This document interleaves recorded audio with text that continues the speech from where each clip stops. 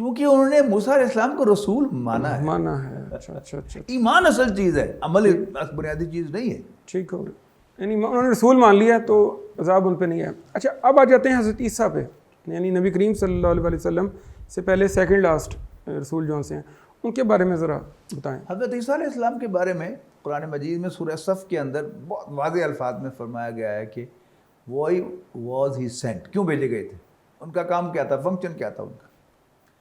وَإِذْ قَالَ عِيسَى ابْنُ مَرْيَمَ يَا بَنِي إِسْرَائِيلَ إِنِّي رَسُولُ اللَّهِ إِلَيْكُمْ مُصَدِّقًا لِمَا بَيْنَ يَدَيَّ مِنَ التَّوْرَاةِ وَمُبَشِّرًا بِرَسُولٍ يَأْتِي مِن بَعْدِي اسْمُهُ أَحْمَدُ. یاد کرو جب عیسیٰ ابن مریم نے بنی اسرائیل سے کہا،